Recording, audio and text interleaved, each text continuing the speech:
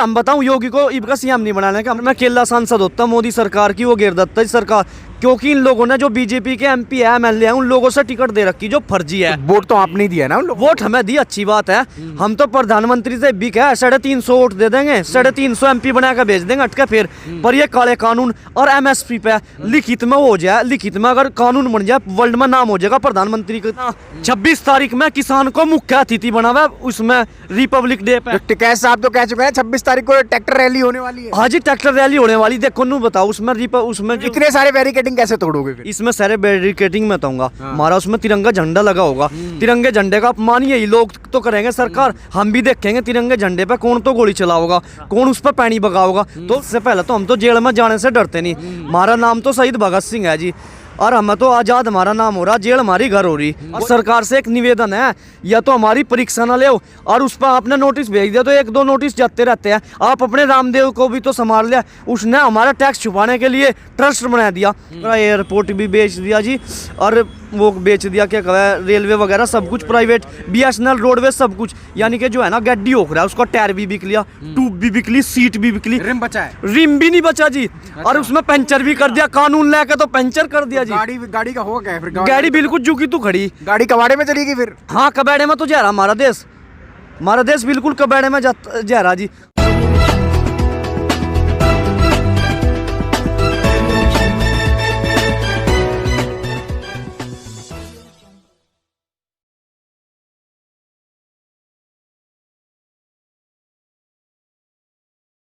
दोस्तों नमस्कार, मैं विकास, आप देख रहे हैं जस्ट टीवी इंडिया। और इस समय मैं गाजीपुर बॉर्डर पे हूँ। आपने देखा होगा किसान आंदोलन में बहुत सारी वीडियो वायरल हो रही हैं। बिल्लू ताऊ की वीडियो हो, चाहे वो पूनम पंडित की वीडियो हो, या फिर अभी मेरे साथ इस समय देवीलाल मौजूद हैं। कौन है देवीलाल, क्या है देवीलाल, कहाँ से आया है ये देवीलाल, जो बड़ी बड़ी बातें करता है, कानूनों के ऊपर बातें करता है, तमाम ऐसी बातें करता है जो इस उम्र के बच्चे, आपको पता है यंग हैं अभी, और इस उम्र के बच्चे आंदोलन में 8 दिन भूख हड़ताल पे रहे। बहुत सारे जितने भी बड़े बड़े लोग आए इस आंदोलन में, उनके साथ भी इनका परिचय अच्छा है। तो क्या कहेंगे देवीलाल जी, कौन है देवीलाल, जानना चाहूँगा मैं भी। मेरा नाम देवी सिंह है जी सर, मैं शामली जिले से हूँ। 44 दिन हूँ मैं इस आंदोलन में। मेरे बाबा के भाई थे पूर्व प्रधान जी गांव से, उनकी भी मौत होगी, मैं वहाँ भी नहीं गया। तिरम्मी में मेरी चाची एक्सपायर हो गई थी, बस उस दिन भी 2 घंटे के लिए गया था, उसकी तिरम्मी वगैरह भी नहीं करी मैंने। मैं इस आंदोलन में बहुत कुछ सीखने को मिल रहा जी मैंने। तो अभी देवीलाल क्या करते हैं वैसे? अभी तो आप किसान आंदोलन में हैं, 45-40 दिन से किसान आंदोलन चल रहा है ये, ठीक है, लेकिन उससे पहले देवीलाल क्या करते थे? देखो उससे पहले हमारा 25 बीघे जमीन में खेती करता हूँ, उसमें गेहूँ की और ईंख की जी। और पढ़ाई लिखाई मैंने 12वीं पास किया 2013 में बस। उससे बाद में आंदोलन में जाता भाग लेता हूँ, अन्ना हजारे के में भी रहा मैं, उसमें भूख हड़ताल की थी गाँव वगैरह में मैंने जी। तो अभी घर में कौन कौन है आपके? घर में मेरी माता है, मेरे पिताजी है, बस बाणों की सारी शादी हो रही जी। तो आप अकेले हैं अभी घर पे? जी अकेले हूँ जी। तो भाई वगैरह? बस अकेला हूँ जी मैं तो। आप अकेले हैं? हाँ तो जी। क्या पूरी जिंदगी अब देश के नाम करने हैं? हाँ जी, पूरी जिंदगी अब देश के नाम करेंगे जी, क्योंकि आंदोलन से ही नेता निकलते हैं। आगे हम भी आने वाली पीढ़ी से बताएंगे। देखो हमारे बड़े कहते थे वोट क्लब पे बाबा महेंद्र सिंह टिकैत ने बहुत बड़ा आंदोलन किया था, हम भी तो आने वाला संदेश देंगे। ये तो बहुत कुछ सीखने को मिल रहा है इस आंदोलन में। देखो नए तो चैनलों के जन्म होंगे, यूट्यूब वगैरह, और फिर दूसरे IT सेल नहीं था किसानों के पास, IT सेल का जन्म हुआ, बहुत अच्छा लगा। किसानों के पास जो मजबूरी थी वो पूरी होने जा रही जी। तो अभी क्या रहेगा, क्योंकि लगातार बातें हो रही हैं, लगातार मीटिंगें चल रही हैं, लेकिन सरकार ने अभी पिछली मीटिंग में भी यही कह दिया कि नेक्स्ट मीटिंग में आइए, नेक्स्ट डेट दे दी आप लोगों को।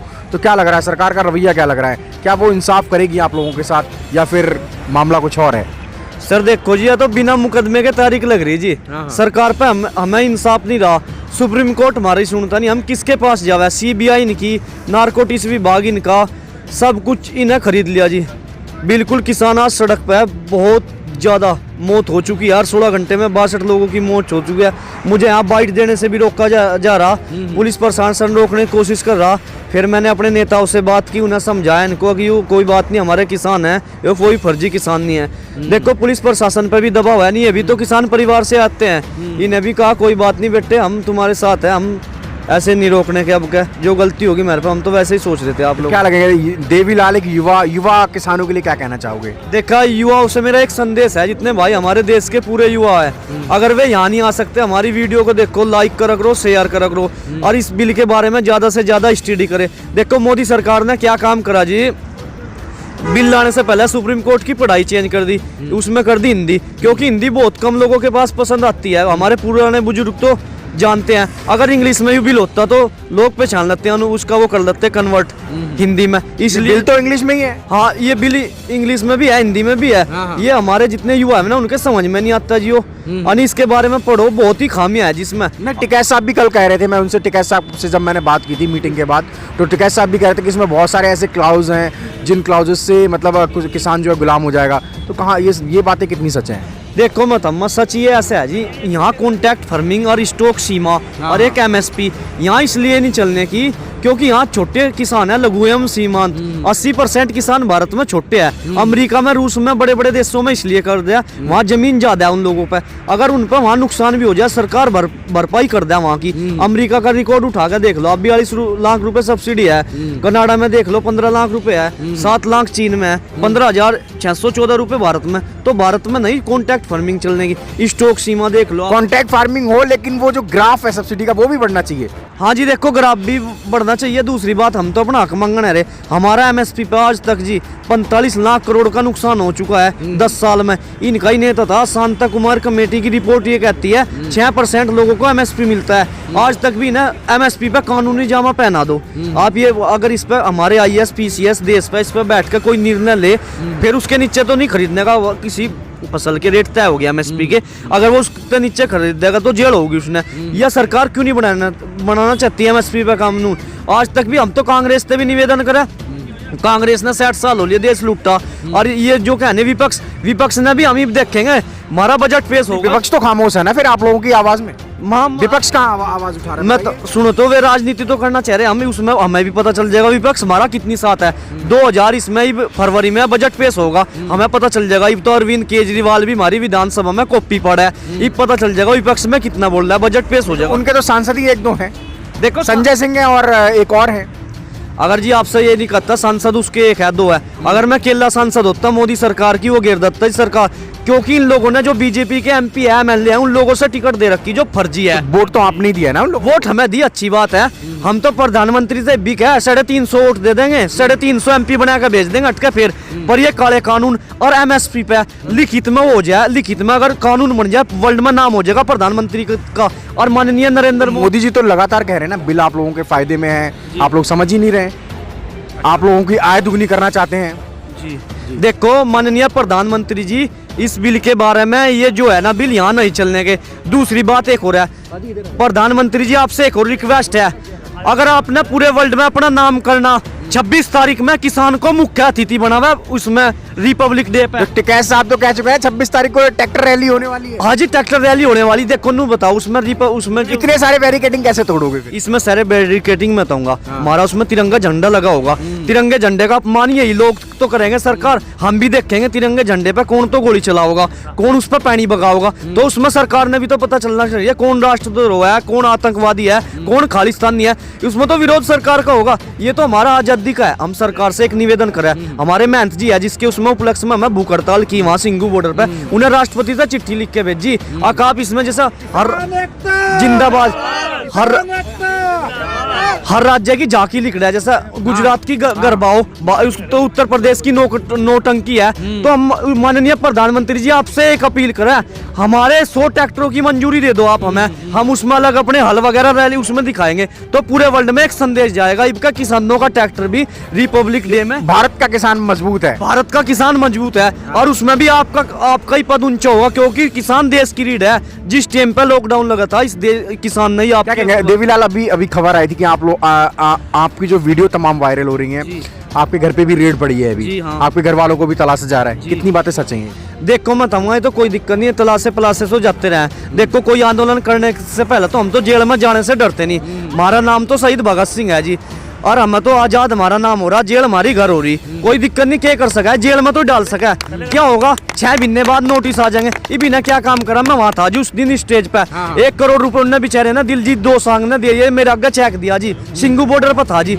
तो उसके घरों इन सरकार ने क्या काम करा, 1 करोड़ का नोटिस भेज दिया ईडी का पर वेतन निर्देशालय, यानी कि उसको भी दबाव जा रहा। ये नु क्या डोनेशन का आता है री, उसने भी तो किसी किसान परिवार की रोटी खवाया। वो जो सिंगर है हमारा दिलजीत दोसांझ, उसके हम गाने सुने, उसके हम फेवर में। और सरकार से एक निवेदन है, या तो हमारी परीक्षा न ले और उस पर आपने नोटिस भेज दिया तो 1-2 नोटिस जाते रहते हैं। आप अपने रामदेव को भी तो संभाल लिया, उसने हमारा टैक्स छुपाने के लिए ट्रस्ट बना दिया। टैक्स तो पूरा देश जने, पूरा देश चलता है टैक्स तो जी, स्कूल कॉलेज यूनिवर्सिटी वगैरह टैक्स से बनती है। इन्हें रामदेव का भी नहीं खोल लीजिए।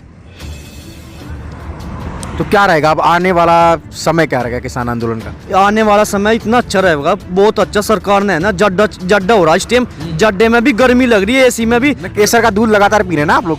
तो हम तो देखो केसर का ही पियेंगे, मैं तो सदा ठाट रहे।